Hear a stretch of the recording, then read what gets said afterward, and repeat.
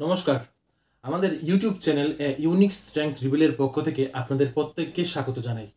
আজকে আমরা যেই চাকরির খবরটি নিয়ে এসেছি তা হচ্ছে একটি সেন্ট্রাল গভর্নমেন্ট পার্মানেন্ট জব, এবং এই নোটিফিকেশনটি বের হয়েছে এসএসসি স্টাফ সিলেকশন কমিশন থেকে।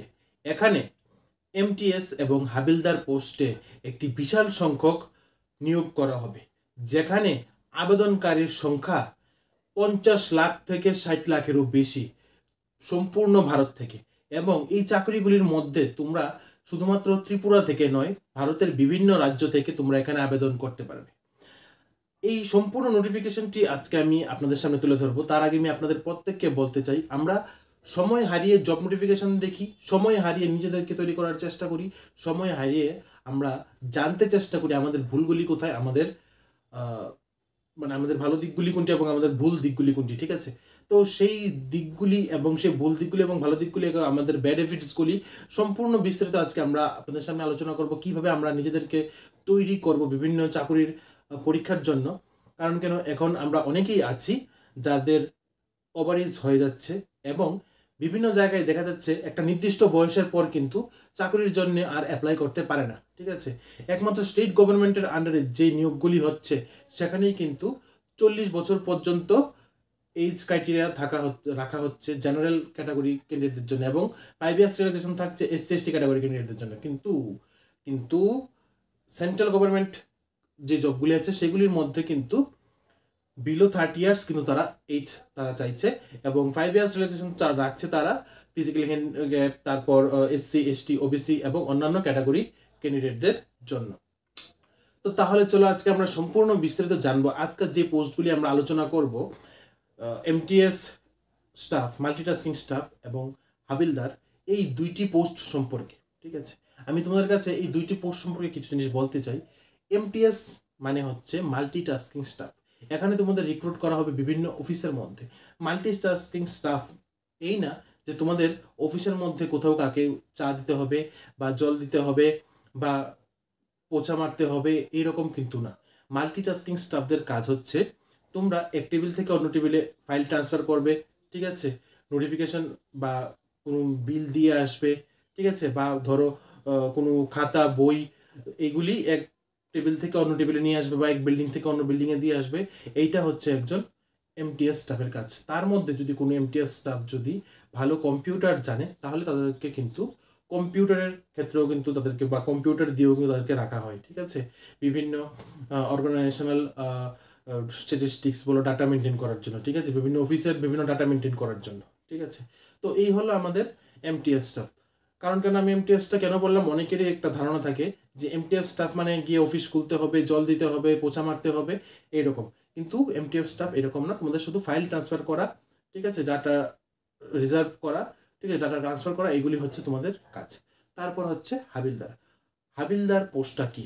ঠিক আছে, হাবিলদার হচ্ছে একটি পুলিশের বা সামরিক বাহিনীর একটি পোস্ট, যেখানে কনস্টেবলের চাকরি করছে। ঠিক আছে, কনস্টেবলের উপরের পোস্ট হচ্ছে হাবিলদার। 10 বছর কনস্টেবলের চাকরি করার পর কিন্তু এই হাবিলদার পোস্টটি কিন্তু পাওয়া যায়।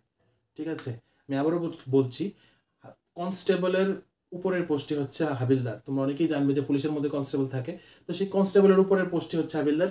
সেই হাবিলদার পোস্টে কিন্তু এখানে তোমাদের ডাইরেক্ট রিক্রুটমেন্ট করা হবে। ঠিক আছে, আর এখন এই হাবিলদার পোস্টের জন্য টোটাল পোস্ট সংখ্যা হচ্ছে 1075টি। ঠিক আছে, 1075টি পোস্ট হচ্ছে শুধুমাত্র হাবিলদারের পোস্টের জন্য। ঠিক আছে, যেখানে তোমরা শুধুমাত্র মাধ্যমিক পাস করে কিন্তু তোমরা এখানে অ্যাপ্লাই করতে পারবে, শুধুমাত্র মাধ্যমিক পাস। আজকে আমরা যে চাকরিগুলি আপনাদের সামনে আলোচনা করব, এইগুলির মধ্যে আপনাদের কিন্তু কোনো বিশেষ ধরনের কোনো যোগ্যতার প্রয়োজন নেই বা কোনো এডুকেশনাল কোয়ালিফিকেশনের প্রয়োজন নেই। তোমরা যদি মাধ্যমিক পাস করে থাকো, শুধুমাত্র মাধ্যমিক পাস, তোমরা কিন্তু এখানে আবেদন করতে পারবে। এবং তার সাথে তোমরা যদি হাবিলদার পোস্টের জন্য অ্যাপ্লাই করতে চাও, তার জন্য তোমাদের কিছু শারীরিক পরিকাঠামোগত তারা মেজারমেন্ট চাইছে। 152 সেন্টিমিটার লাগবে পুরুষদের ক্ষেত্রে, আর মহিলাদের ক্ষেত্রে এরকমই আরেকটু কম হবে। তো এইগুলি হচ্ছে হাবিলদার পোস্টের জন্য। এবং এমটিএস এর জন্য কিন্তু তোমাদের শুধু থাকছে একটি মাধ্যমিক পাস। ঠিক আছে, আর এখানে কিন্তু তোমাদের কোনো ধরনের ভাইবা অথবা 2টা এক্সাম বা 3টা এক্সাম কিন্তু তোমাদের দিতে হবে না। এখানে শুধু তোমাদের একটাই মাত্র এক্সাম হবে, ঠিক আছে, শুধু তোমাদের একটা এক্সাম দিতে হবে, সিবিটি কম্পিউটার বেসড টেস্ট। সেই সিবিটি এক্সাম দিয়েই কিন্তু তোমাদের এখানে রিক্রুট করা হবে। তোমাদের এখানে মেরিট বেসিস সিবিটি এক্সামের মাধ্যমে তোমাদেরকে ডাইরেক্ট রিক্রুট করা হবে বিভিন্ন অফিসের মধ্যে। আশা করি তোমরা সবাই বুঝতে পেরেছো। তো তাহলে চলো আমরা সম্পূর্ণ নোটিফিকেশনটা আলোচনা করব। আমি যদি এই কথাগুলি না বলি তাহলে তোমরা কোনো কিছুই বুঝতে পারবে না, জানতে পারবে না যে আসলে ব্যাপারটা কি, এমটিএস স্টাফ কি, কারা অ্যাপ্লাই করতে পারবে, কীরকমভাবে বা এই জবগুলির কাজ কি, ঠিক আছে। তো এই ব্যাপারটা তোমাদের কাছে খুলে বলার জন্য আজকে এতটুকু আমার কথা বলা। তো তাহলে চলো আমরা দেখে নেই এই সম্পূর্ণ নোটিফিকেশনটা যা বের হয়েছে স্টাফ সিলেকশন কমিশন এসএসসি থেকে। আজকের নোটিফিকেশনটি বের হয়েছে এসএসসি স্টাফ সিলেকশন কমিশন থেকে। এখানে মাল্টিটাস্কিং নন টেকনিক্যাল স্টাফ এবং হাবিলদার পোস্টে কিন্তু রিক্রুটমেন্ট করা হবে। আজকে আমরা সম্পূর্ণ নোটিফিকেশনটি দেখে নেব। তার আগে আমি আপনাদের প্রত্যেককে বলতে চাই, এখানে আমরা এক্সাম প্যাটার্ন, এক্সাম সিলেবাস তা নিয়ে সম্পূর্ণ আলোচনা করব। তার জন্য আপনাদের কিন্তু এই সম্পূর্ণ ভিডিওটি দেখতে হবে। স্কিপ করে গেলে কিন্তু অনেক কিছু জিনিস মিস হয়ে যাবে। তাহলে চলুন দেখে নিই। আপনাদের অনলাইন অ্যাপ্লিকেশন স্টার্ট হয়ে গেছে 26 জুন থেকে এবং অনলাইন অ্যাপ্লিকেশন চলবে 24 জুলাই পর্যন্ত। Last date of online application হচ্ছে 24 জুলাই রাত 11টা পর্যন্ত এবং last date of online fee payment হচ্ছে 25 জুলাই রাত 11টা পর্যন্ত। এবং যদি কোনো কারেকশানের প্রয়োজন হয়, আপনাদের যদি কোথাও যদি ভুল হয়ে থাকে, তাহলে কিন্তু কারেকশান ডেট এখানে দিয়ে রেখেছে 29 জুলাই থেকে 31 জুলাইয়ের মধ্যে। 31 জুলাই রাত 11টার মধ্যে কিন্তু তোমাদের কারেকশন করে নিতে হবে। এবং তোমাদের সিবিটি এক্সাম ডেট হচ্ছে, কম্পিউটার বেসড এক্সামিনেশন তোমাদের হবে 20 সেপ্টেম্বর থেকে 24 অক্টোবরের মধ্যে, ঠিক আছে। 20 সেপ্টেম্বর থেকে 24 অক্টোবরের মধ্যে। আশা করি তোমরা এতটুকু বুঝে গেছো। তোমাদের কিন্তু এখানে 7 পে কমিশন অনুসারে কিন্তু তোমাদের এখানে স্যালারি দেওয়া হবে, ঠিক আছে। 7 pay group C non gazetted পোস্টে কিন্তু তোমাদের এখানে রিক্রুট করা হবে, ঠিক আছে। আশা করি তোমরা এতটুকু বুঝেছো। এখন আসছি টোটাল ভ্যাকেন্সি। এখানে হাবিলদার পোস্টের জন্য থাকছে টোটাল 175টা ভ্যাকেন্সি এবং এমটিএস স্টাফ এখনও ভ্যাকেন্সি বিং কালেক্টেড, এখনও ভ্যাকেন্সি কালেক্ট করা হচ্ছে। তার নোটিফিকেশনটি পরে দেওয়া হবে যে এমটিএস পোস্টের জন্য কতটুকু ভ্যাকেন্সি বাকি আছে বা তারা কতজনকে নিয়োগ করবে মাল্টিটাস্কিং স্টাফের জন্য। তো তোমরা এতটুকু দেখতে পেয়েছো হাবিলদার পোস্টের জন্য এখন 1075টি ভ্যাকেন্সি এখানে দেওয়া হয়েছে। তা কিন্তু বাড়তেও পারে বা কমতেও পারে, কমবে না, বাড়ার সম্ভাবনাটাই কিন্তু বেশি।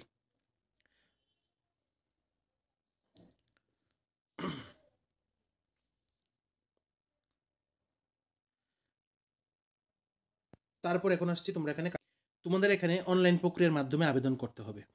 ওয়েবসাইটটি হচ্ছে https://ssc.gov.in।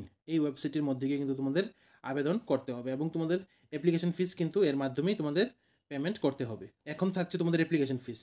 এখানে অ্যাপ্লিকেশন ফিস থাকছে 100 রুপিস, ঠিক আছে। তোমরা যারা ইউআর ক্যাটাগরি থেকে বিলং করছো তোমাদের ফিস থাকছে এখানে 100 রুপিস। থ্রু দ্য অনলাইন পেমেন্টের মাধ্যমে কিন্তু তোমাদের এখানে পেমেন্ট করতে হবে।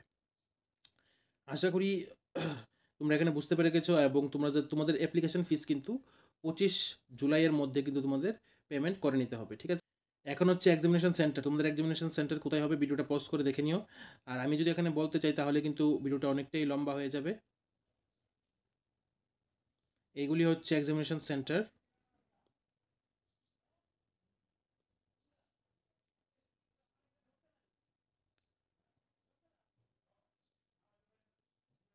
তারপর এখানে আসছি তোমাদের এক্সামিনেশন প্যাটার্ন। এক্সামিনেশন প্যাটার্ন এখানে তোমাদের থাকছে কম্পিউটার বেসড এক্সামিনেশন প্যাটার্ন, ঠিক আছে। এখন তোমরা একটু দেখে নাও, তোমাদের প্রত্যেকেরই কিন্তু কম্পিউটার বেসড এক্সাম দিতে হবে, ঠিক আছে। এখানে তোমাদের সিলেবাস আমি তোমাদেরকে বলে দিচ্ছি। তোমাদের সেশন থাকছে 2টা সেশন। ফার্স্ট সেশনে হবে নিউমেরিক্যাল অ্যান্ড ম্যাথমেটিক্যাল অ্যাবিলিটিস এবং এখানে টোটাল কোশ্চেন থাকবে 20 এবং ম্যাক্সিমাম মার্ক থাকবে 60, ঠিক আছে। মানে একটা কোশ্চেনের মধ্যে 3 মার্কস করে। তারপর হচ্ছে reasoning ability and problem solving, same 20 question and 60 mark. Each question carries 3 mark এবং তোমাদের এখানে টাইম ডিউরেশন হচ্ছে 45 মিনিটস, ঠিক আছে।